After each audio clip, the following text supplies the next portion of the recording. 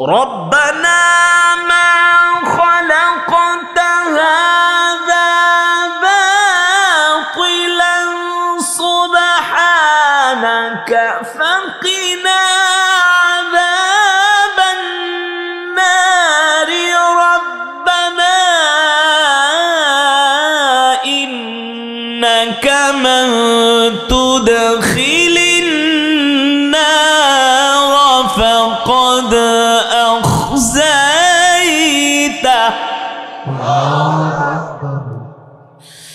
فقد أخزيته وما للظالمين من أنصار.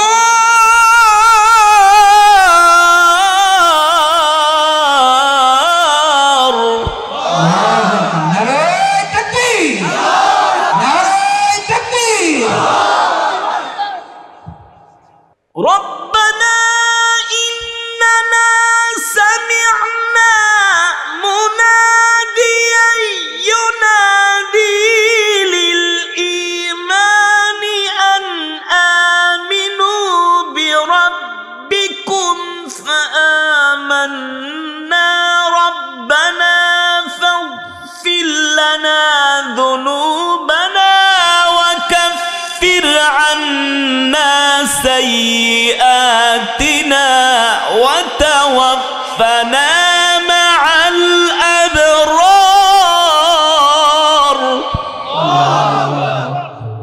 أعوذ بالله من الشيطان الرجيم.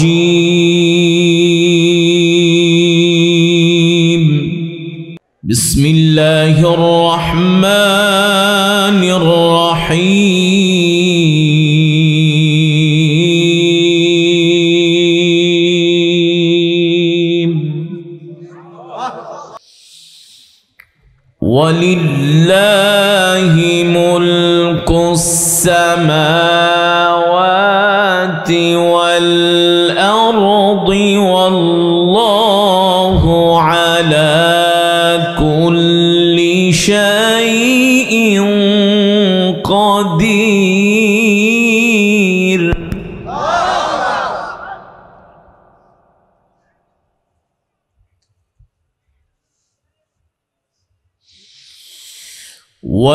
ولله ملك السماوات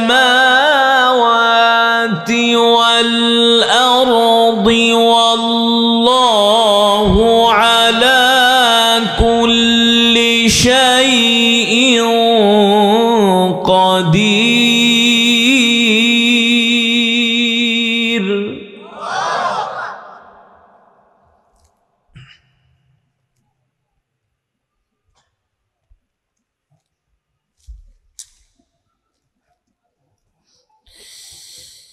إن في خلق السماوات والأرض واختلاف الليل والنهار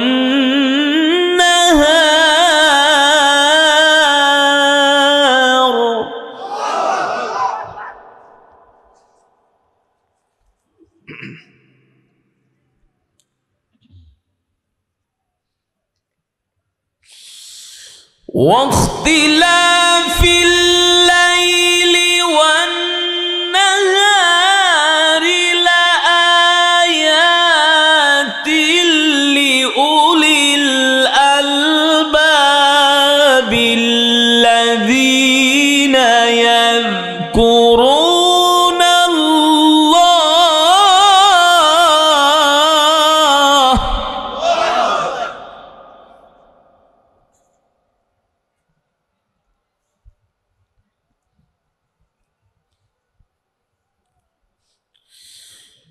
الذين يذكرون الله قياما وقعودا وعلى جنوبهم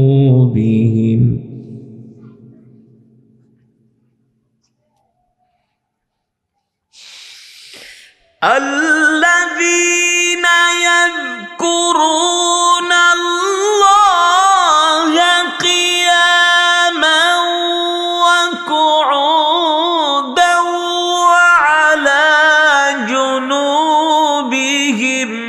ويتفكرون في خلق السماوات والأرض ربنا ما خلقت هذا باطلا.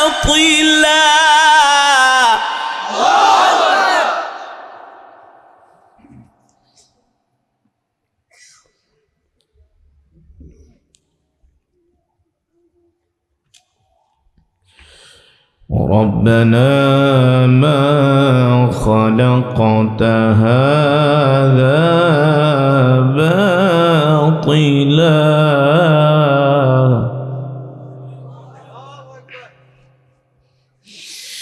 ربنا ما خلقت هذا باطلا سبحانك فقنا عذاب النار.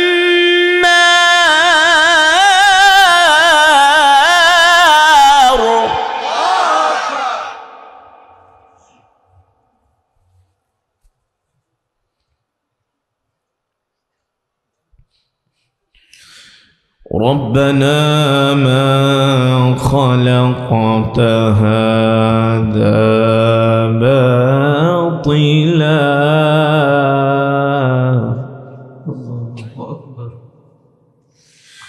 باطلا سبحانك فقنا عذاب النار.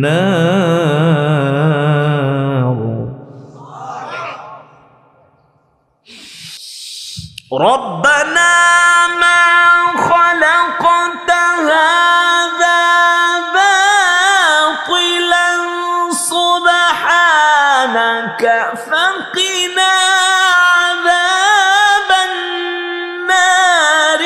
ربنا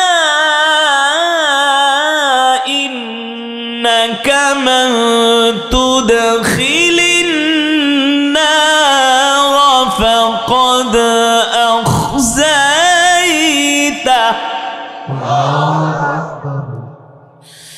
فقد أخزيته وما للظالمين من أنصار.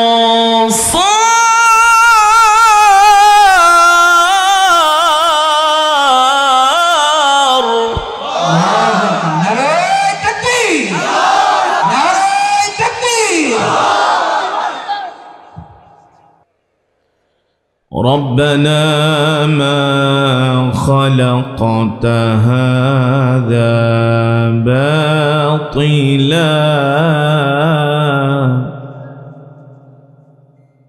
ربنا ما خلقت هذا باطلا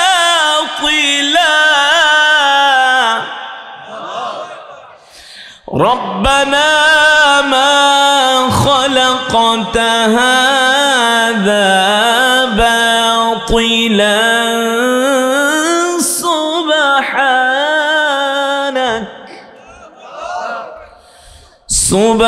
سبحانك فقنا عذاب النار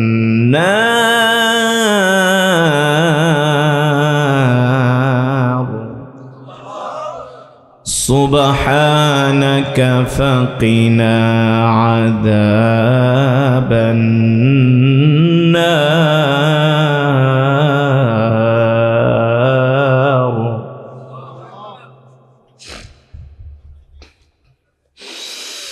ربنا ما خلقت هذا باطلا سبحانك فقنا عذاب النار.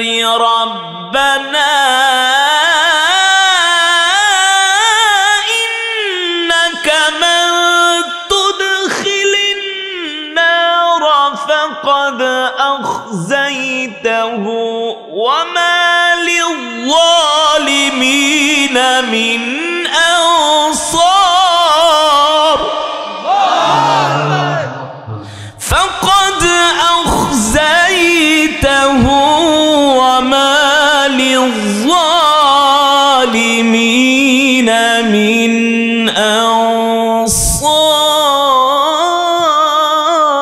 أنصار فقد أخزيته وما للظالمين من أنصار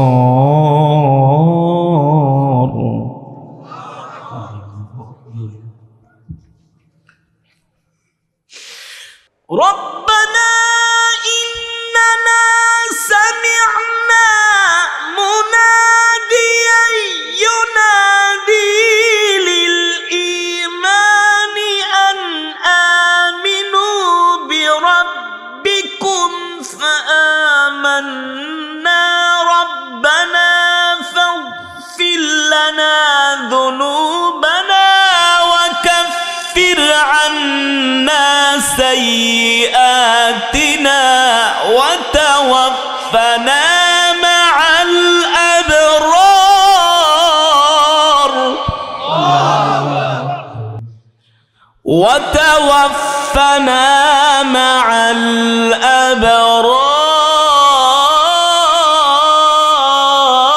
الأبرار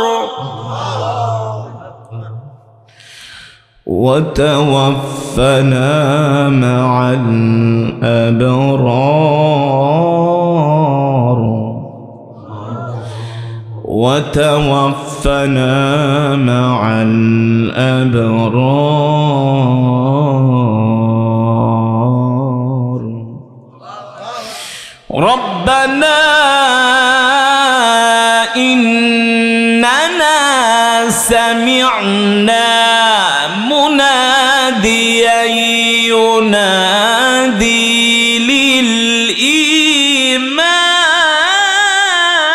للإيمان ربنا إننا سمعنا مناديا ينادي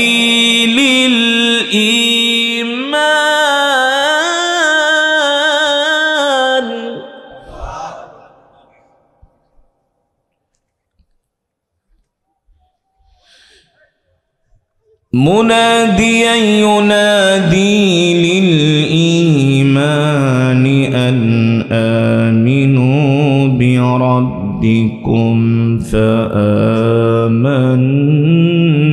فآمنا ربنا فاغفر لنا ذنوبنا وكفر عنا سيئاتنا وتوفنا مع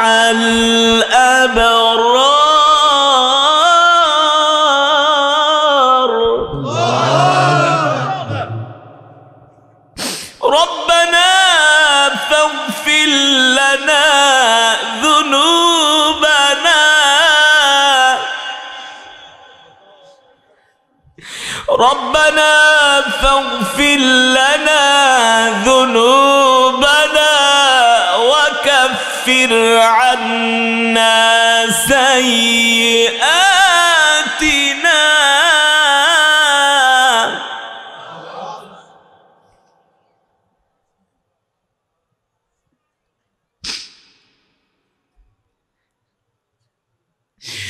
ربنا فاغفر لنا ذنوبنا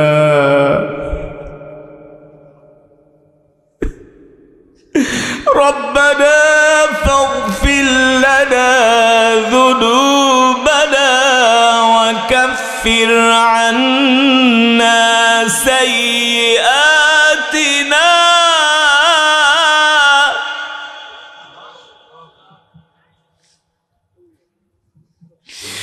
ربنا فاغفر لنا ذنوبنا وكفر عنا سيئاتنا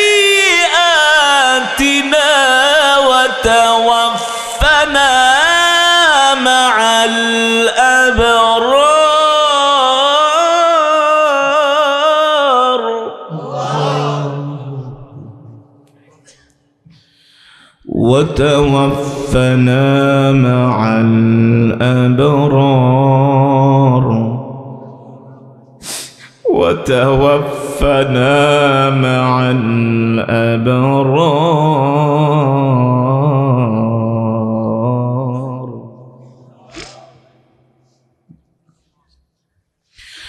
وتوفنا مع الأبرار ربنا وآتنا ما وعدتنا على رسلك ولا تخزنا يوم القيامة.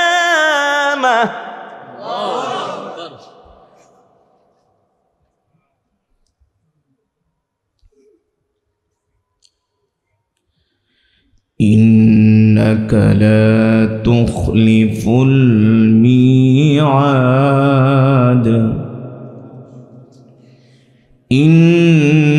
إنك لا تخلف الميعاد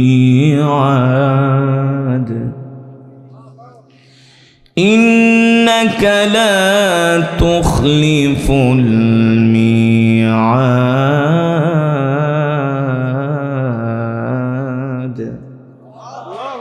إنك لا تخلف الميعاد.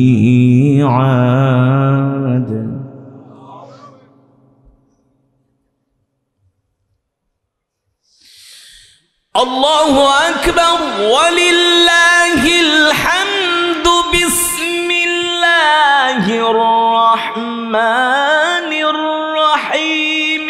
قل هو الله أحد الله الصمد لم يلد ولم يولد ولم يكن له كفوا أحد.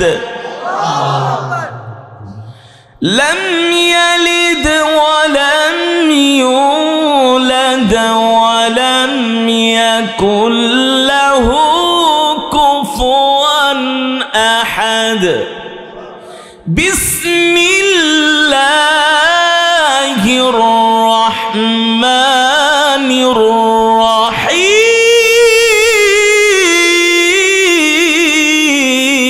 الرحيم. بسم الله الرحمن الرحيم. قل هو الله.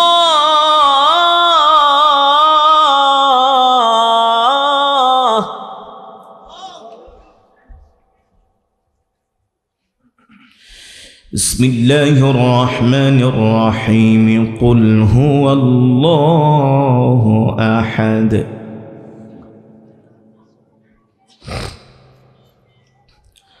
الله الصمد لم يلد ولم يولد الله الصمد لم يلد ولم يولد ولم يكن له كفوا أحد. بسم الله الرحمن الرحيم. قل هو الله أحد الله الصمد لم يلد ولم يولد ولم يكن له كفوا أحد. لم يلد ولم يولد ولم يكن له كفوا أحد. لم يلد ولم يولد ولم يكن له كفوا أحد. صدق الله العلي العظيم. ইমানদার মুসলমান সমস্ত প্রশংসা কার জন্য? আরো জোরে বলুন। একমাত্র মহান রব্বুল আলামিনের জন্য, যিনি আমাদেরকে সৃষ্টি করেছেন। ঠিক কিনা বলেন? ইমানদার মুসলমান, আমাদের হায়াতের মালিক কে? আমাদের রিজিকের মালিক কে? আমরা কার গোলাম? জোরে বলুন। যে কথাগুলো শুনলে ইমানের পাওয়ার বাড়বে। আমি মনে করি এই কথাগুলো না শুনলে আপনারা অনেক কিছু মিস করবেন। এতক্ষণ যে কোরআন থেকে তেলাওয়াত শুনেছেন, সরাসরি সেই কোরআন থেকে কিছু কথা হবে। আপনাদের যেমন ব্যস্ততা আছে, আমার ব্যস্ততাও কিন্তু কম না, বুঝতে পারছেন? সবাই আমরা ব্যস্ত, তো আমরা 15-20 মিনিট কোরআনের জন্য দিতে পারবো না ইনশাআল্লাহ? সেই ইমানের পাওয়ার, সেই ধৈর্য আমাদের আছে? আরে ওরা যদি রাত 3টা বাজে উঠে আর্জেন্টিনা ব্রাজিলের খেলা দেখতে পারে, ওরা যদি রাত গভীরে উঠা হ্যাপি নাইট নাকি 31st নাইট, ওরা যদি হ্যাপি নিউ ইয়ার, আমি আর একটু আপডেট বললাম, ওরা যদি happy new year 31st night পালন করতে পারে, ওরা যদি অশ্লীলতার বাজার বসাতে পারে, আমরা কেন কোরআনের বাজার বসাতে পারবো না? ঠিক কিনা বলেন? ওদের চেয়ে তো আমাদের কোমর দুর্বল নয়, ওদের চেয়ে আমাদের মেরুদণ্ড শক্ত। ঠিক কিনা বলেন? ওরা যদি হারাম কাজ করতে পারে, আমরা কেন হালাল কাজ করতে পারবো না?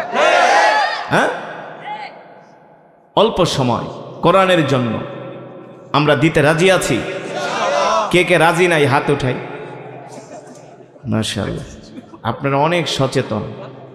আমি দেখলাম আপনাদের ইমানের পাওয়ার বাড়ছে নাকি কমছে? আসলেই বাড়ছে। কারণ ওয়াইদা তুলিয়াত আলাইহিম আয়াতুহু যাদাতহুম ঈমানা, কোরআন শুনলে ঈমান বেড়ে যায়। বিশ্বাস করেন, কোরআন শোনার পরে আপনাদের ঈমান কিন্তু বেড়ে গেছে। বলছেন কে? আল্লাহ তাআলার কথা কোনোদিন মিথ্যা হতে পারে? নাউযুবিল্লাহ। যালিকাল কিতাবু লা রাইবা ফীহি হুদাল লিল মুত্তাকিন। যেই কোরআন আমি আপনাদের সামনে পড়েছি, এই কোরআনের মধ্যে কোনো সন্দেহ নাই, সন্দেহের অবকাশ নাই। ঠিক কিনা মুসলমান? আমি যে কোরআন পড়েছি আপনারা শুনেছেন, এই কোরআনুল কারীমের তেলাওয়াত শোনার কারণে এক এক হরফে 10টি করে নেকি পেয়েছেন। কয়টা করে নেকি? এই মাজমায় যারা উপস্থিত হয়েছেন সকলেই এক খতম করে কোরআনুল কারীমের সওয়াব পেয়েছেন। কয় খতম? মিয়া টের তো পান না, পারলে এক খতম কোরআন শরীফ পড়ায় দেখেন না, পড়ায় দেখেন। 10 জন ইমাম সাহেব লাগবো। কয়জন? হ্যাঁ, এক ইমাম গো বাবা আমার ডায়াবেটিস, আমি তো মিষ্টি মুষ্টি খাই না। আর এক ইমাম গো একটু দেশি গায়ের দুধ দিয়ে একটু মিষ্টান্ন রাইন্দ। আর একজনে গো আমি ফার্ম খাই না, দেশি মুরগি আইনো। কথা কয় না? এই বাজার করতে করতে আপনি 10,000 শেষ। হ্যাঁ, এবার জোহরের পরে খতম টতম পড়া দোয়া ঠোয়া কইরা খায়া ঠায়া যাওয়ার সময় কইব, চৌধুরী সাহেব গেলাম। কথা কেনা? তা আপনার বাড়ি থেকে মাগনা পড়তে আইব নাকি? খায়া দেয়া কাম নাই, আসবে কেউ মাগনা পড়তে আসবে? আপনিও আনবেন না, আপনিও তাকে কি করবেন? হাদিয়া দিবেন। তো 10 জন ইমাম সাহেবকে 500 করে দিল, কত লাগে? আর এই জামানে 500-800 হাদিয়া গেলা হুজুরা নেয় না, 1000 দিতে হয়। ঠিক কিনা বলেন? হাদিয়া দেওয়া নেওয়া সুন্নত। তার মানে কি, বর্তমানে এক খতম কোরআন পড়াইতে গেলে 10,000 টাকা 20,000 টাকা খরচ হয়। আর আপনি একটু কষ্ট করে আসার কারণে এক একজন এক এক খতম করে কোরআনুল কারীমের সওয়াব পেয়েছেন। খুশি নাকি বেজার? বলি আলহামদুলিল্লাহ। এই কারণে তো উচিত ফজর পর্যন্ত বসে থাকা। আল্লাহু আকবার, আল্লাহু আকবার। আল্লাহ তাআলা এই খাতমে কোরআনের সওয়াব আমাদের মা বাবার কবরে পৌঁছে দিন, আমাদের দাদা দাদির কবরে পৌঁছে দিন। অত্র এলাকায় যত গোরস্থানে কবরবাসী শুয়ে আছে, সমস্ত কবরবাসী রূহের মাগফিরাতে পৌঁছে দিন। মুসলমান, আমি আপনাদের সামনে যে কোরআন পড়েছি, এই কোরআন কার? জোরে বলুন। এই কোরআন আল্লাহর জবানের কালাম। ঠিক কিনা বলেন?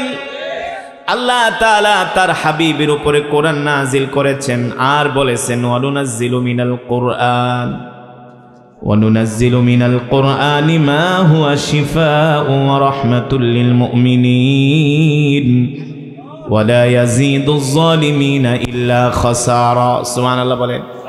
আল্লাহ তাআলা বলেন, হাবিব আমি আল্লাহ আপনার উপর যে কোরআন নাজিল করেছি, এই কোরআন আমি মানুষের মুক্তির জন্য নাজিল করেছি। সুবহানাল্লাহ বলেন। এই কোরআন হলো আমাদের জন্য মুক্তি, এই কোরআন হলো আমাদের জন্য শেফা। সুবহানাল্লাহ বলেন। এই কোরআনুল কারীমের মধ্যে এমন একটা সূরা আছে যেই সূরাকে বলা হয় সর্বরোগের মহা ঔষধ। নাম কি? জোরে বলেন, নাম কি? কেউ যদি সূরাতুল ফাতিহা প্রতিদিন 7 বার করে তেলাওয়াত করে, পানিতে ফু দিয়া সেই পানি পান করে, আল্লাহ তাআলা তাদেরকে দুরারোগ্য ব্যাধি থেকে হেফাজত করবে। বিশ্বাস হয় কি হয় না? এই সূরাতুল ফাতিহা এমন একটা সূরা, এমন একটা মেডিসিন, এমন একটা ঔষধ। আল্লাহু আকবার। পুরা কোরআনটাই হলো একটা আশ্চর্য কিতাব, ঠিক কিনা বলেন? আল্লাহ নবী যখন জিনদের সামনে এই কোরআন পড়লেন, জিনরা আল্লাহ নবীর তেলাওয়াত শুনে বললেন, ইন্না সামিআনা কুরআনান আজাবা। এই কোরআন হলো একটা আশ্চর্য কিতাব, ঠিক কিনা বলেন? আজ পর্যন্ত পৃথিবীর কোনো দার্শনিক, কোনো কবি, কোনো সাহিত্যিক, কোনো বুদ্ধিজীবী আজ পর্যন্ত এই কোরআনের মধ্যে একটা ভুল দেখাইতে পারে নাই। এ যুবক, আজ পর্যন্ত কোরআনের মধ্যে পৃথিবীর কোনো দার্শনিক, হোক সে ইহুদি হোক সে খ্রিস্টান, কারো বাবার ক্ষমতা নাই এই কোরআনের একটা নক্তা জের জবরের মধ্যে পরিবর্তন করতে। তাহলে কেন বোঝো না মুসলমান এই কোরআন কোন কোরআন? এই কোরআন হলো আল্লাহর জবানের কালাম।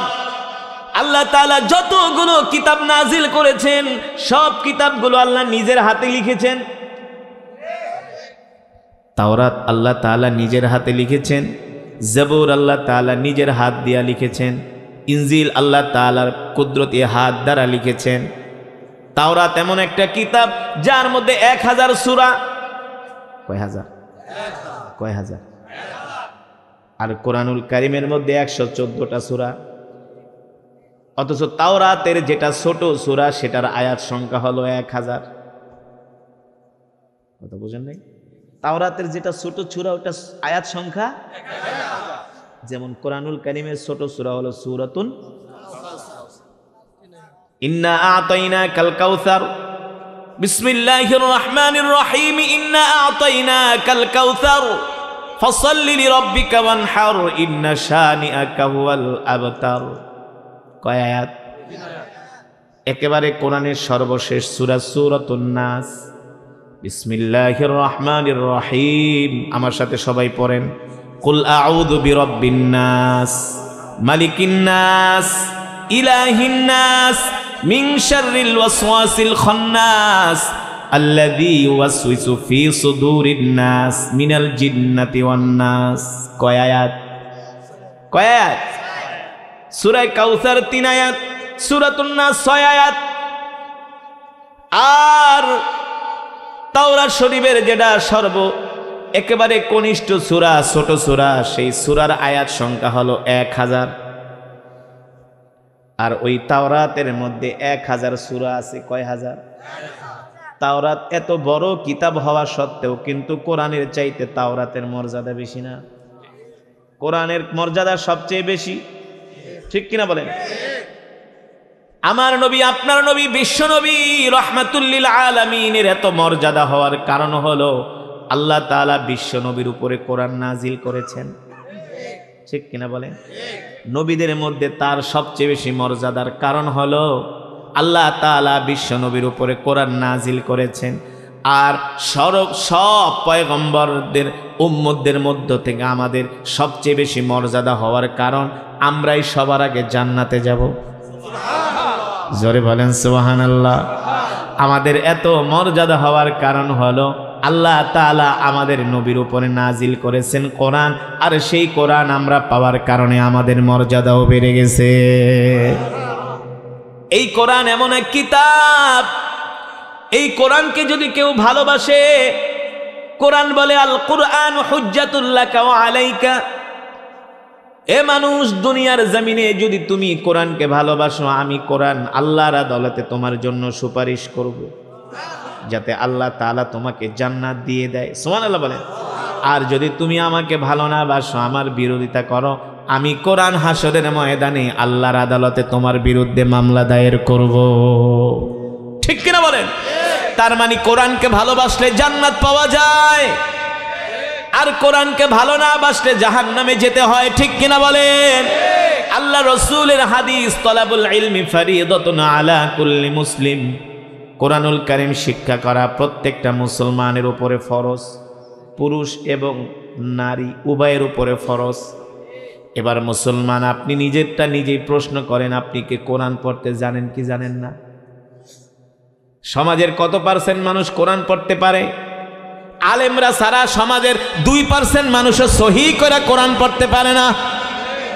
কি মনে করছেন ফেরেশতাদের মায়ের একটাও মাটিতে পড়ব না? ফেরেশতাদের মায়ের পিটানি একটাও মাটিতে পড়ব না? মিয়া কোরআন পড়তে পারেন না, কোরআন শুনতেও আসেন না। এই সমাজে কিছু মুসলমান আছে যারা আবু জেহেলের চেয়ে নিকৃষ্ট। ঠিক কিনা বলেন?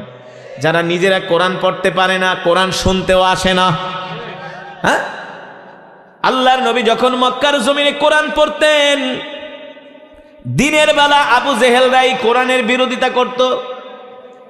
144 জারি করেছিল কেউ যাতে মুহাম্মদের কোরআন তেলাওয়াত শুনতে যেতে না পারে। বাইতুল্লাহর অভ্যন্তরে, বাইতুল্লাহর প্রান্তরে কাফেরেরা বৈঠকে বসলো, একটা আইন করো কেউ যাতে মুহাম্মদের কোরআন শুনতে না যায়। আরে অথচ এই কোরআন এমন কোরআন, যেই কোরআনের তেলাওয়াত শুনে কাফেররা পর্যন্ত মুসলমান হয়ে গেছে। ঠিক কিনা বলেন? হয়েছে কি হয়েছে না? আবু জেহেলরা মিটিংয়ে বসলো যাতে মুহাম্মদের কোরআন শুনতে কেউ না আসে। কি করা যায়, কি করা যায়? আবু জেহেল বলল, কেউ যদি মুহাম্মদের কোরআন শুনতে যায় তাকে চরমভাবে শাস্তি দেওয়া হবে, পানিশমেন্ট দেওয়া হবে, জেল করা হবে, জরিমানা করা হবে। তার জন্য আবু জেহেল আইন করলো, আবু লাহাব আইন করলো, উতবা সাইবারা আইন করলো, কেউ যাতে মুহাম্মদের কোরআন শুনতে না যায়। এই আইন করে তারা রাত্রবেলা বাড়িতে চলে গেল। আল্লাহর নবী রাত 3টা বাজে বাইতুল্লাহে তাহাজ্জুদের মধ্যে কোরআন পড়ে। সুবহানাল্লাহ বলেন। আবু জেহেল ঘড়ির দিকে তাকায়, দেখে রাত 2টা বাজে। এখন তো মুহাম্মদের কোরআনের শো শুরু হয়ে যাবে। আরে আপনারা তো মিয়া রাত 12টা বাজে কোরআনের মাহফিলে বসতে চান না। কি আর শীত, আরবের শীতগুলো একেবারে হাড্ডির মধ্যে বসে যায়। জানেন বাংলাদেশে আর কি শীত, আরবের ঠান্ডা হাড্ডির মধ্যে বসে যায়। এত ঠান্ডা, তাও 1450 বছর আগের কথা। সিরাতের কিতাবের মধ্যে আসছে আবু জেহেল 1টা না 2টা না 3টা কম্বল পেঁচাইছে। কয়টা? এ মুসলমান, এই কথা শোনার পরেও যদি তোমার আকল না হয়, কোরআনের প্রতি ভালোবাসা না আসে, তাহলে বুঝতে হবে তোমাকে শয়তানি ধরছে। ঠিক কিনা বলেন? আবু জেহেল 1টা না 2টা না 3টা কম্বল পেঁচায়া আল্লাহর নবীর তেলাওয়াত শোনার জন্য বাইতুল্লাহে আসবে। ঘড়ির দিকে তাকায় 2টা বেজে গেছে। কিন্তু সমস্যা হলো আবু জেহেলের স্ত্রীর নাম হলো উম্মে জামিল। নাম কি? উম্মে জামিল ছিল মহিলা টাইপের নেত্রী। বাংলাদেশে কিছু মহিলা টাইপের নেত্রী আছে না, ওই যে পুরুষদের আগে আগে স্লোগান দেয় না, দেখবেন সব দলের মধ্যে আছে, শুধু হুজুরদের দল বাদ ছাড়া। মহিলা নেত্রী আছে না? এই মহিলা নেত্রী টাইপের মহিলা ছিল উম্মে জামিল, আবু জেহেলের স্ত্রী। আবু জেহেল প্রতিদিন চুরি কইরা পালায়া পালায়া আল্লাহ নবীর তেলাওয়াত শুনতে চলে যায়। উম্মে জামিল ঘুম থেকে ওইটা আবু জেহেলরে পায় না। এবার উম্মে জামিল মনে মনে কয়, আজকে রাত্রে আবু জেহেল তুমি কোথায় যাও, আমি তোমাকে ধরবো। বুঝছেন না? এবার উম্মে জামিল ঘুমানের ভান ধরছে। আবু জেহেল মনে করছে তার স্ত্রী ঘুমায় গেছে। আস্তে করে দরজাটা খুলতে লইছে। দরজার যখন লক খুলছে, ঠাস করে একটা আওয়াজ হয়ে গেছে, আংটার একটা শব্দ হয়ে গেছে। উম্মে জামিল চোখ দুটা খুইলা দেখে আবু জেহেল 3 কম্বল পেঁচাইয়া কুপি একটা হাতে নিয়ে ঘর থেকে বের হয়েছে। উম্মে জামিল ডাক দেয়, আবু জেহেল কোথায় যাও?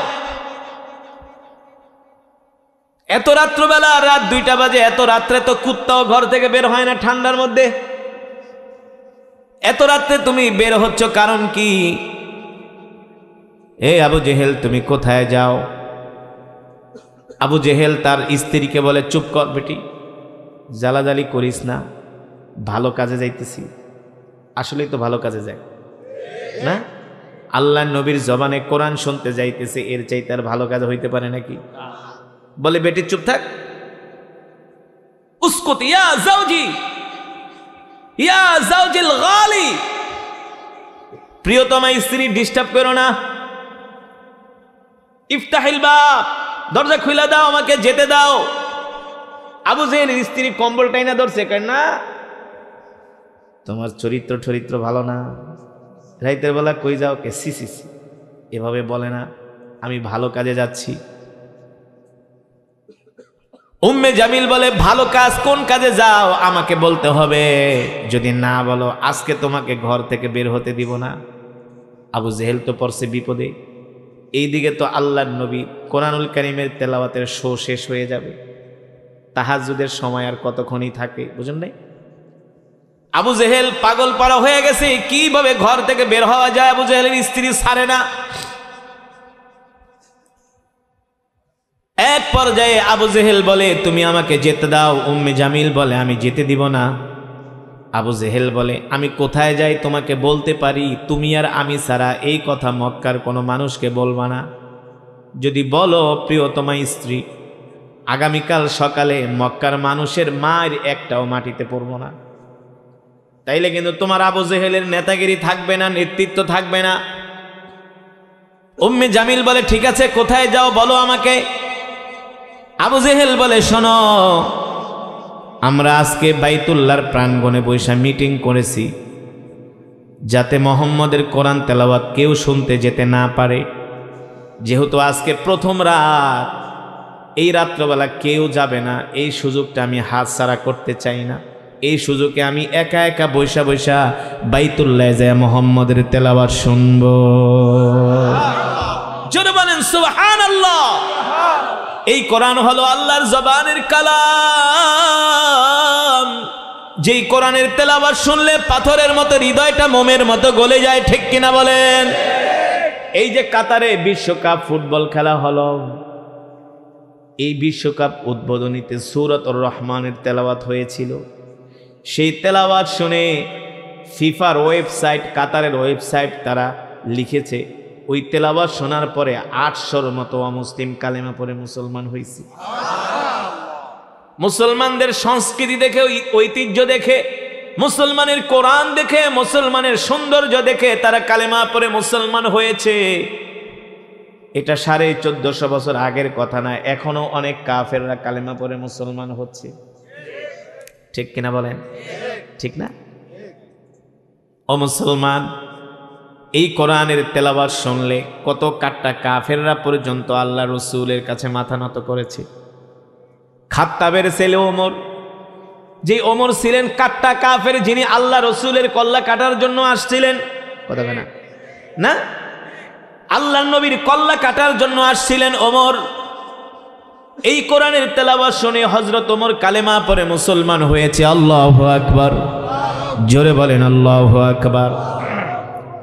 2017 সনের ঘটনা, আমি মালয়েশিয়াতে গিয়েছিলাম। মালয়েশিয়ার স্বাধীনতা দিবস, যাকে বলা হয় মারদেকা, নাম কি? আমাদের দেশে বলা হয় স্বাধীনতা দিবস, ইন্ডিপেন্ডেন্ট ডে, আর মালয়েশিয়ার স্বাধীনতা দিবসের নাম হলো মারদেকা। ওরা ওদের স্বাধীনতা দিবসে প্রতি বছর পৃথিবীর বিভিন্ন দেশ থেকে কারি সাহেব এনে কোরআন তেলাওয়াতের মাহফিল করে। মালয়েশিয়ার বড় বড় দৃষ্টিনন্দন মসজিদগুলোতে কোরআন তেলাওয়াতের মাহফিল করে। তা আমি 2 বছর গিয়েছি। কুয়ালালামপুরের একটা মসজিদ, নাম হলো মসজিদে জামেক। নাম কি? মসজিদে জামেক। যারা মালয়েশিয়া ঘুরতে যায় ওই মসজিদে একক তো নামাজ পড়বেই, মসজিদে জামেক। এত সুন্দর মসজিদ, আপনার ঢুকলে আর বের হতে মন চাইবে না, এত দৃষ্টিনন্দন। তো এই মসজিদে জামেকে আমার প্রোগ্রাম। আসরের নামাজের পরে আমার নাম ঘোষণা করা হলো। আমি কোরআনুল কারীম থেকে তেলাওয়াত করতেছি, দেখি অসংখ্য চাইনিজ, আমেরিকান, ইউরোপিয়ান, পাশ্চাত্যের অনেক খ্রিস্টান ছেলেমেয়েরা তারা মসজিদের, আপনারা যেমন দাঁড়ায় আছেন, তারা মসজিদের আঙ্গিনার পাশে দাঁড়ায় আছে। আয়েশা বলতেছে আমাদেরকে ঢুকতে দাও, এন্ট্রি দাও। মসজিদ কমিটি বলতেছে তোমরা অমুসলিম, তোমাদের গায়ে পোশাক নাই। ওই দেশের মেয়েরা তো, আমেরিকা ইউরোপের মেয়েরা তো আর আমাদের দেশের মেয়েদের মতো পোশাক পরে, পুরা শরীর অর্ধনগ্ন। বলে এই অবস্থায় তো মসজিদে ঢোকা যাবে না। তো ওই সব দেশের মসজিদে আলাদা ইউনিফর্ম থাকে বোরকার মতো, ওই ইউনিফর্মগুলো পরে পরে ওরা ঢোকে, ভিজিট করে, ঘুরে, মুসলমানের ইতিহাস ঐতিহ্য দেখে। পরে বলতেছে আমাদেরকে ঢুকতে দাও। বলে ইউনিফর্ম শেষ। দেখতেছি অনেক মহিলারা ব্যাগ থেকে ওদের বস্ত্রগুলো বের করে বুক ঢাকতেছে, মাথা ঢাকতেছে, ঢেকে ওরা ঢুকতেছে। ঢুইকা মসজিদের আঙ্গিনায় দাঁড়ায়, মসজিদের বারান্দায় বসে বসে তেলাওয়াত শুনতেছে। অসংখ্য, অগণিত। তো আমার যখন প্রোগ্রাম শেষ হলো, আমি দেখি অনেক অমুসলিম। আমি জিজ্ঞেস করলাম ওদেরকে কি ইনভাইট করা হয়েছে? বলে না, ওরা তেলাওয়াত শুনে কোরআনের সুরের মূর্ছনায় আবেগ আপ্লুত হয়ে ওরা মসজিদে প্রবেশ করেছে। এই কোরআন এমন এক কিতাব, যত বড় কাট্টা কাফেরের সামনে পড়েন দেখবেন ওদের মাথা নত হয়ে যাবে কোরআনের কাছে। ঠিক কিনা বলেন? এই কোরআনের তেলাওয়াত শুনে কত অমুসলিম বড় বড় খেলোয়াড়, কত নায়ক নায়িকা, গায়ক গায়িকারা মুসলমান হয়েছে। হ্যাঁ, কত বড় বড় খ্রিস্টান পণ্ডিতরা কালেমা পড়ে মুসলমান হয়েছে। কিন্তু আজ পর্যন্ত ইতিহাস দেখাইতে পারবেন যে হিন্দুদের ধর্মগ্রন্থ শুইনা, খ্রিস্টানদের ইহুদিদের ধর্মগ্রন্থ শুইনা কোনো মুসলমান ওদের ধর্মগ্রহণ করছে? ইম্পসিবল, প্রশ্নই আসে না। যদিও দুই একজন কুলাঙ্গার মুসলমান ধর্ম পরিবর্তন করে, সেটা করে অ্যাফেয়ারের কারণে, সম্পর্কের কারণে। কিন্তু ওদের ধর্মের প্রতি আসক্ত হয়ে, ধর্মীয় কিতাবের প্রতি আসক্ত হয়ে কখনো কোনো মুসলমান অমুসলিম ধর্ম, অন্যান্য ধর্ম গ্রহণ করে নাই, একমাত্র ইসলাম ছাড়া। ঠিক কিনা বলে? মুসলমান। এবার আবু জেহেল তার স্ত্রীকে বলতেছে উম্মে জামিল ডিস্টার্ব করো না, ঘরের দরজা খুলে দাও, ইফতাহিল বাব, আমাকে যেতে দাও। উম্মে জামিল বলে আবু জেহেল তুমি কোথায় যাবা, সত্য করে বলো। আবু জেহেল বলে উম্মে জামিল আমি মুহাম্মদের কোরআন শোনার জন্য যাব। সুবহানাল্লাহ বলে। উম্মে জামিল বলে তুমি যদি মুহাম্মদের কোরআন শুনতে যাও, আমি গেলে সমস্যা কি? আমিও তো মুহাম্মদের কোরআন তেলাওয়াতকে ভালোবাসি। আরে আল্লাহর নবীর কোরআনের তেলাওয়াতকে কেন ভালোবাসবে না? আল্লাহর নবী হলেন রহমাতুল লিল আলামিন। নবীজির চেহারা দেখলেই তো সব কাফেররা কাইত হয়ে যাইত। এত সুন্দর করে আল্লাহ তাআলা আমার নবীকে বানাইছে, এত সুন্দর করে আল্লাহ তাআলা পৃথিবীর কোনো মানুষকে বানায় নাই। ঠিক কিনা বলেন? পৃথিবীর যত সৌন্দর্য আছে সব আল্লাহ তাআলা আমার নবীকে দান করছে। মক্কার কাফেররা আল্লাহ নবীর চেহারা দেখে তো পাগল হয়ে যাইত। এবার চিন্তা করেন আল্লাহ তাআলা নবীকে কেমন একটা কণ্ঠ দিছিল, যেই কণ্ঠের সুর শুনে মক্কার কাফেররা পাগল হয়ে গেছে। আল্লাহু আকবার। উম্মে জামিল বলে আবু জেহেল আমি তোমার স্ত্রী, তোমার প্রিয়তমা, আমি মক্কার কোনো মানুষকে বলবো না, তুমি আমাকে সাথে করে নিয়ে যাও, আমিও মুহাম্মদের কোরআন শুনতে যাব। এবার আবু জেহেল উম্মে জামিলরা বলে তাইলে ভালো করে হাত মুখ ঢাক, বোরকা পরবি না, চোখ ঢাক, মুখ ঢাক, মহিলা মানুষ, একে আমি যাই, আবার তুই যদি সাথে যাস মক্কার মানুষ জানতে পারলে পিঠের চামড়া থাকবে না। বোরকা পর, ভালো করে হাত পাও ঢাক। উম্মে জামিল এবার কম্বল দিয়া তার চোখ ঢাকতেছে, মুখ ঢাকতেছে, বুঝেন নাই? কেউ যাতে উম্মে জামিলকে না চিনি। এবার দুইজন ঘটিয়ার বাটি মিলা বাইতুল্লাহর দিকে রওনা শুরু করছে কোরআন তেলাওয়াত শোনার জন্য। জোরে বলেন সুবহানাল্লাহ। দেখেন ওরা কোরআনের বিরোধিতা করেছিল, আর আল্লাহ ওদেরকে কিভাবে সাইজ করে। ওমাকারু ওমাকারাল্লাহ ওয়াল্লাহু খায়রুল মাকিরিন। আল্লাহ তাআলা বলে তোমরাও ষড়যন্ত্র করো আর আমি আল্লাহ তোমাদের ষড়যন্ত্রকে নস্যাৎ করে দিই।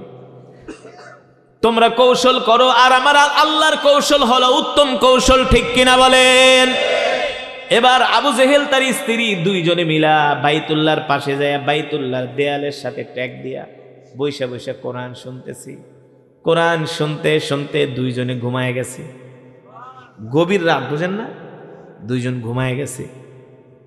এবার ঘুমাইতেছে ঘুমাইতেছে হঠাৎ করে সকালবেলা সূর্যটা যায় আবু জেহেলের কপালের উপরে পড়ছে। সকালবেলা সূর্য পড়লে কেমন হয়, গরম লাগে না? হঠাৎ করে কিরের সূর্যের আলো।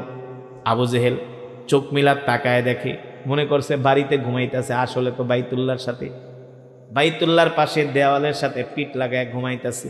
এবার আবু জেহেল তার স্ত্রী উম্মে জামিলকে বলে, মহিলা তাড়াতাড়ি ওঠ, দৌড় মার, মক্কার মানুষ জানতে পারলে আমারেও মারবো তোরেও মারবো। দুইজনে দৌড় শুরু করছে। উম্মে জামিলের কম্বল একটা ভুলে রাখা গেছে। মহিলা মানুষ তো একটু, বুঝেন নাই, মহিলা মানুষ তো তাড়াহুড়ার কাম পারে না, তাড়াহুড়া করতে গেলেই ভেজাল। কম্বল একটা থুইয়া দৌড় মারছে। ওইদিকে ছোট ছোট নেতারা কয়, আজকে তো আবু জেহেল আসবে না, আমরা ওই সুযোগটা কাজে লাগাই। উতবা, সাইবা, আবু লাহাব সবাই আসছে, এক একজন এক এক কোনায় বসছে। এবার যখন দৌড় শুরু করছে, এক একজন এক এক রাস্তা দিয়া আল্লাহর কৌশল চৌরাস্তায় যায় সবাই সবার মুখোমুখি হয়ে গেছে। আবু লাহাব কয়, আবু জেহেল কই গেছিলা? আবু জেহেলকে, তুমি কই গেছিলা? আবার দিয়ে সাথে মেম সাহেব লিয়ে আইছো। এবার ভাব খারাপ দেখে আবু লাহাবকে, আবু জেহেল সোজা বাড়িতে যাও গা, তুমি যেখানে গেছো আমি ওইখানে গেছি। সামনে যায় দেখে উতবা আর সাইবা দুইটা। কিরে তোরা কই গেছিলি? কয়, ওস্তাদ আপনি আইন করে, আপনি রক্ষক হইয়া, আপনি রক্ষক হইয়া আপনি বক্ষকের কাতারে অবতীর্ণ হয়েছেন। আপনি নিজে আইন করছেন যাতে কেউ মুহাম্মদের কোরআন শুনতে না যায়, আপনি নিজেই তো কোরআন শুনতে গেলেন। আবু জেহেল আর আবু লাহাব এক হইয়া কয়, না এই কাজ আমরা করি নাই, আমরা গেছিলাম পাহারা দিতে। উতবা সাইবা কয়, প্রমাণ কিন্তু আছে। কয়, কিসের প্রমাণ? কয়, আপনার স্ত্রী উম্মে জামিল কম্বল ফালায় আসছে, এই কম্বল আমাদের কাছে আছে। ওই যে কম্বল একটা ফালাইছে বলে। আবু জেহেল কয়, না। কয়, তাইলে আপনার স্ত্রীর কম্বল গায়ে যেটা, ওইটার সাথে সিল মিলাই। মক্কার কোষাগার থেকে কম্বল পাইছিলেন, মনে আছে নাকি? সিল লাগানো কম্বল। এবার আবু জেহেল বুদ্ধিমান চালাক মানুষ। আবু জেহেল তো ওর আসল নাম হলো আবাল হেকাম, হেকমতের জ্ঞানের বাবা। চালাক মানুষ তো কয়, না এখানে বেশি পেঁচাল পারলে পরে আশেপাশের মানুষজন শুনলে, বোঝেন নাই, একটা বড় ধরনের কেচাল হয়ে যাবে, আস্তে করে ইজ্জত লেয়া ভাই। আবু জেহেল তার স্ত্রী উম্মে জামিলকে, আজকে তোর বাইতে নিয়ে সাইজ করুন, তুই তো কম্বল ফালাইছিস দেখে আজকে এই ঘটনা ঘটছে, নাহলে তো বাইচা গেছিলাম চাপা চোপা মাইরা। কিন্তু বাঁচতে পারে নাই। আবু জেহেল বুদ্ধিমান মানুষ, বাড়িতে যায় চিন্তা করে জিনিসটা ছোট থাকতেই দামা চাপা দেওয়া দরকার, বড় হইলে তো আরো সমস্যা হয়ে যাবে। মক্কার মানুষ জানবো আবু জেহেলে আইন করে আবু জেহেল আইন ভঙ্গ করছে। আবু জেহেলকে আমরা নেতা মানি না, ঠিক কিনা বলেন? এবার আবু জেহেল কি করছে? ও মুসলমান, সিরাতের কিতাবের মধ্যে আসছে, একেবারে সত্য ঘটনা, বিশ্বাস না করলে কিন্তু সমস্যা। সিরাতের কিতাবের মধ্যে আসছে, সিরাত ইবনে হিশাম সিরাতে মুস্তাফার মধ্যে আসছে। আবু জেহেল সকালবেলা বাড়ির থেকে নাস্তা টাস্তা খায়া এবার কয়, ছোট নেতার বাড়িতে যায় আগের থেকে ওদের মুখ বন্ধ করি, কেউ যাই না গেলে কিন্তু সমস্যা হয়ে যাবে। এবার আবু জেহেল উতবার বাড়িতে গেল, আখনাস ইবনে শরীফের বাড়িতে গেল, যে দরজায় নক করে কয়, এই ইফতাহিল বাব, দরজা খোল। আবু জেহেলকে দেখা উতবা কয়, আজকে গরিবের বাড়িতে হাতির পাড়া, হাতি তো আর এমনি পাড়া দেয় না, বিড়াল কিন্তু সাদেই মান্দার গাছে ওঠে না, বিপদে পইরাই ওঠে, ঠিক কিনা বলে? আবু জেহেল মনে মনে কয়, তোর বাড়িতে তো আর সাদে আসি নাই রে, বিপদে পইরাই আসছে। এবার আবু জেহেল উতবার ঘরে যায়, আখনাস ইবনে শরীফের ঘরে যায়, বলে, শোন যা হয়েছে না হয়েছে এই কথা মক্কার তৃতীয় কোনো মানুষে বলিস না, আমাদের দুইজনের মধ্যে সীমাবদ্ধ থাক। আবু জেহেল এবার আবেগ নিয়ে বলতেছে, সত্যি করে বল, মোহাম্মদ যেই কোরআন পড়ে আমরা বলি মোহাম্মদ বানায় বানায় কবিতা পড়ে, আসলে তো এগুলা কবিতা না, আমাদের বাপ দাদারাও কবি ছিল, আমরাও কবি স্বভাবের মানুষ। মোহাম্মদ যেটা তেলাওয়াত করে এটা কবিতা না, এটা কবিতা না, আমার কাছে মনে হয় এটা হলো আল্লাহর জবানের কালাম। সুবহানাল্লাহ বলেন। এবার আখনাস ইবনে শরীফ, উতবা, শাইবা দুইজনও বলে, হ্যাঁ আবু জেহেল আপনি ঠিকই বলছেন, মোহাম্মদ যেটা তেলাওয়াত করে এটা দুনিয়ার কোনো মানুষের বানানো কবিতা নয়, এটা হলো আল্লাহর জবানের কালাম। আল্লাহু আকবার, জোরে বলেন আল্লাহু আকবার। আবু জেহেল বলে, শোনো উতবা, শাইবা, মোহাম্মদের বিরোধিতা ঠিকই করি, কিন্তু মোহাম্মদের কোরআন তেলাওয়াত না শুনলে থাকতে পারি না।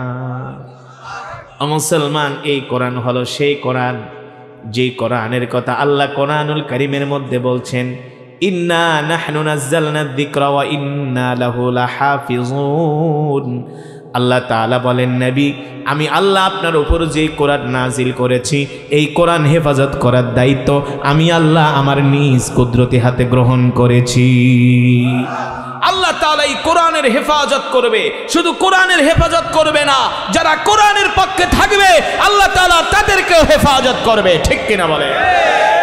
আল্লাহ কোরআন হেফাজত কিসের মাধ্যমে করবে? আল্লাহ তাআলা কোরআন হেফাজত করবে, আল্লাহ তাআলা নিজেই কোরআনের জিম্মাদারি নিয়েছেন। ঠিক কিনা বলেন? এই কোরআনের মধ্যে কেউ পরিবর্তন করতে পারবে না। দেখেন, এই কোরআন এমন একটা কিতাব, একটা মানুষ দুইটা ইংলিশ কবিতা মুখস্থ রাখতে পারে না, বাংলা কবিতা মুখস্থ রাখতে পারে না, কিন্তু আজকের মাহফিল থেকে দুইটা হাফেজে কোরআন পাগড়ি নিছে। ওরা এই কোরআন কিভাবে মুখস্থ করলো? আমিও তো এই কোরআন মুখস্থ করেছি মাত্র 13 মাসে। কত মাসে? 13 মাসে এই কোরআন মুখস্থ করছি, অনলি 13 মাস। যেই দিন লাস্ট সবক দেই 7 পারা, আমার আজও পর্যন্ত মনে আছে, 7 পারার দিন আমি 13 পৃষ্ঠা সবক দিছি। এই কোরআন কিভাবে মুখস্থ করা সম্ভব?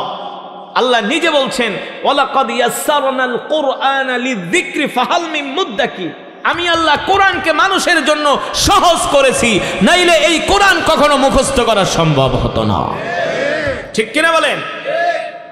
আজকে যে হাফেজে কোরআন পাগড়ি নিল, তাদের কত মর্যাদা, কত মর্যাদা তাদের মা বাবার কত মর্যাদা জানেন? আল্লাহ তাআলা হাসরের ময়দানে বলবেন, ইকরা ওয়ারাত্তিল কামা কুনতা তুরাত্তিলু ফিদ দুনিয়া। এই হাফেজে কোরআন, দুনিয়াতে যেভাবে কোরআন পড়তা এখনো সেভাবে কোরআন পড়ো। হাফেজে কোরআন এক আয়াত পড়বে জান্নাতের এক তলায় উঠবে, আর এক আয়াত পড়বে আর এক তলায় উঠবে। হাফেজে কোরআনদের একেবারে সর্বোচ্চ তালা হবে যেখানে কোরআনের আয়াত শেষ, সেখানে হবে তাদের বাসস্থান। মান ক্বারাআল কুরআন ফাস্তাযহারাহু ফাআহাল্লা হালালাহু ওয়া হাররামা হারামাহু আদখালাহুল্লাহুল জান্নাহ ওয়া শাফাআহু ফি কুল্লি আশারাতিন মিন আহলি বাইতিহি কুল্লুহুম ক্বাদ ওয়াজাবাত লাহুন নার। আল্লাহু আকবার। যারা এই কোরআন শিখবে, কোরআন অনুযায়ী আমল করবে, সুবহানাল্লাহ বলেন, যে কোরআন শিখবে, কোরআন অনুযায়ী আমল করবে, হালালকে হালাল মনে করবে, হারামকে হারাম মনে করবে, এই কোরআন অনুযায়ী তার জীবনটাকে সাজাবে, আল্লাহর কোরআন হাসরের ময়দানে তাদের জন্য সুপারিশ করবে, তাদের জন্য জান্নাত ওয়াজিব হয়ে যাবে। আল্লাহু আকবার বলেন। এই কারণে মুসলমান, আসুন আমরা নিজেরাও কোরআন শিখি, আমাদের সন্তানদেরকে কোরআন শিখাই। আজকে যে নুরানি তালিমুল কোরআন মাদ্রাসার উদ্যোগে মাহফিল, এই মাদ্রাসায় আপনারা আপনাদের সন্তানদেরকে ভর্তি করান, হাফেজ বানান, আলেম বানান। এখন প্রয়োজন, বাংলাদেশের অনেক ভালো ভালো এডুকেটেড ফ্যামিলিরা তারা তাদের সন্তানদেরকে এখন মাদ্রাসায় পড়াচ্ছে, আলেম বানাচ্ছে, হাফেজ বানাচ্ছে। কারণ স্কুল কলেজের 6-7 ছেলেরা এখন ওপেন সিগারেট খায়। ঠিক কিনা বলেন? এলাকায় এলাকায় কিশোর গ্যাং তৈরি হয়েছে, এক একজনের বয়স মাত্র 15-16, 6-7 পরে তারা কিশোর গ্যাং হয়ে গেছে। তাদের পকেটে গাজার পোটলা পাওয়া যায়, সিগারেটের প্যাকেট পাওয়া যায়। মিথ্যা বলছি? মিথ্যা বলছি? আমি আমার এলাকার একটা স্কুলে প্রতিদিন হাঁটি, দুপুরবেলা একদিন গেছি হাঁটতে, দেখি 6-7 পোলা 4-5টা মিলা স্কুল বন্ধ মাঠের এক কোণে বসে বিড়ি টানতেছে। কোথায় আছে সমাজ, কোথায় গেছে? কিন্তু কোনো মাদ্রাসার ছাত্ররে বিড়ি টানতে দেখছেন? গাঁজা খাইতে দেখছেন? দেখবেন না। আপনাদের সাথে কোনো বেয়াদবিও করবেন, আপনাদের দেখলে সালাম দিবে, ঠিক কিনা বলেন? আপনাদেরকে সম্মান করবে। এই কারণে আমাদের সন্তানদেরকে সুসন্তান বানানোর জন্য মাদ্রাসার শিক্ষার কোনো বিকল্প নয়। আমরা আমাদের সন্তানদেরকে মাদ্রাসায় ভর্তি করাবো, আলেম বানাবো, নিজেরাও কোরআন শিখবো, কোরআন অনুযায়ী আমাদের জিন্দিগিটাকে গড়ে তুলব। আল্লাহ তাআলা আমাদের সকলকে তৌফিক দান করুন। এই মাহফিল, এই মাজমাকে আল্লাহ তাআলা কিয়ামত পর্যন্ত কবুল করুন, বলি আমিন। দুরূদ শরীফ পড়ি। আল্লাহুম্মা সাল্লি আলা মুহাম্মাদ ওয়া আলা আলি মুহাম্মাদ কামা সাল্লাইতা আলা ইব্রাহিম ওয়া আলা আলি ইব্রাহিম ইন্নাকা হামিদুম মাজিদ। দোয়া করি, আল্লাহুম্মা আমিন। আলহামদুলিল্লাহি রাব্বিল আলামিন والصلاة والسلام على سيد الأنبياء والمرسلين وعلى آله وصحبه أجمعين. ربنا ظلمنا أنفسنا وإن لم تغفر لنا وترحمنا لنكونن من الخاسرين. ربنا آتنا في الدنيا حسنة وفي الآخرة حسنة وقنا عذاب النار. يا أول الأولين يا آخر الآخرين يا ذا القوة المتين يا راحم المساكين يا أرحم الراحمين يا أرحم الراحمين يا علي يا عظيم يا حليم يا كريم. মাবুদ মাওলা গো, মেহেরবানি করে আজকের এই মাহফিলকে কবুল করে নেন। এই মাহফিলের সওয়াব কোটি কোটি গুণ বাড়ায়া প্যারা নবীজির রওজায়ে আতহারে পৌঁছে দেন। প্যারা নবীজির পরিবার পরিজন আহলে বাইতদের আর রাহ পাকের হাদিয়া পৌঁছে দেন। বদরের সাহাবী, উহুদের সাহাবী, খন্দকের সাহাবী, সমস্ত সাহাবা আজমাইনদের আর রাহ পাকের হাদিয়া পৌঁছে দেন। জান্নাতুল মুআল্লা, জান্নাতুল বাকিতে যারা শুয়ে আছেন সকলের আর রাহ পাকের হাদিয়া পৌঁছে দেন। বাবা আদম থেকে শুরু করে আজ পর্যন্ত যত মুমিন মুমিনাত, মুসলিম মুসলিমাত যারা অন্ধকার কবরে মাটির নিচে শুয়ে আছেন সকলের কবরে আর সওয়াব পৌঁছে দেন। মাবুদ মাওলা গো, আপনি আমাদের তামাম জিন্দেগীর গুনাহগুলো মাফ করে দেন। আয় আল্লাহ, জাহান্নামের আগুন আমাদের জন্য হারাম করে দেন। একটা জান্নাতুল ফেরদাউস আমাদের জন্য ওয়াজিব করে দেন। আয় আল্লাহ, জীবনে যত গুনাহ করেছি সব গুনাহগুলো মাফ করে দেন। আয় আল্লাহ, শয়তানের ধোকায় পড়ে, নফসের তাড়নায় পড়ে, শয়তানের কুমন্ত্রণায় পড়ে আল্লাহ যত গুনাহ করছি সব গুনাহগুলো মাফ করে দেন। আল্লাহ, আপনি আমাদের মা বাবা, দাদা দাদি, নানা নানি, আত্মীয় স্বজনকে মাফ করে দেন। পাড়া প্রতিবেশী, বংশধর, পূর্বপুরুষদেরকে মাফ করে দেন। আয় আল্লাহ, যে মাদ্রাসার উদ্যোগে মাহফিল, এই মাদ্রাসাকে কিয়ামত পর্যন্ত কবুল করে নেন। আয় আল্লাহ, মাদ্রাসাকে আল্লাহ দ্বীনের মারকাজ হিসাবে কবুল করে নেন। মাদ্রাসার যত হাজত আছে আল্লাহ আপনি পুরা করে দেন। আয় আল্লাহ, যারা মাদ্রাসাকে ভালোবাসে আপনি তাদেরকে ভালোবাসেন। আয় আল্লাহ, যারা মাদ্রাসায় দান করছে, সহযোগিতার হাত বাড়াইছে, তাদের দানগুলোকে কবুল করে নেন। মাদ্রাসার ছাত্র, শিক্ষক, হিতাকাঙ্ক্ষীদেরকে আল্লাহ কবুল করে নেন। আল্লাহ, আমরা নিজেরাও যেন কোরআন শিখতে পারি, কোরআন অনুযায়ী আমল করতে পারি, আল্লাহ তৌফিক দিয়ে দেন। অনেক মা বোনেরা হাত উঠাইছে, আল্লাহ মা বোনদেরকে মাফ করে দেন। সারা পৃথিবীর মুসলমানদের উপর রহম করেন।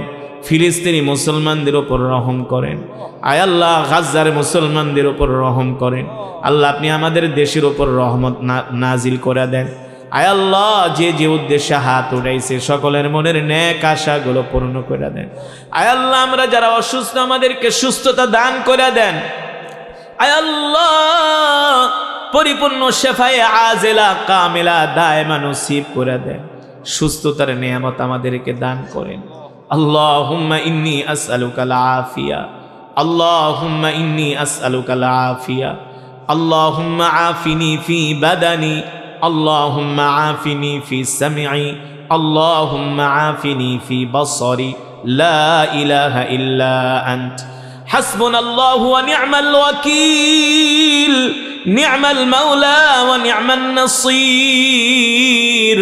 رب أني مسني الضر وأنت أرحم الراحمين رب أني مغلوب فانتصر إنا لله وإنا إليه راجعون اللهم أجرني في مصيبتي واخلف لي خيرا منها اللهم إني أسألك بأني أشهد أنك أنت الله لا إله إلا أنت الأحد الصمد الذي لم يلد ولم يولد ولم يكن له كفوا أحد رب إني لما أنزلت إلي من خير فقير حسبي الله لا إله إلا هو عليه توكلت وهو رب العرش العظيم মাবুদ মাওলা গো এতক্ষণ পর্যন্ত যত দোয়া করলাম সব দোয়াকে কবুল করে নেন মাবুদ মাওলা গো মৃত্যু তো দিবেন এই মৃত্যুটা আমাদেরকে জিহাদের ময়দানে দিয়েন মদিনার মাটিতে মৃত্যু দিয়েন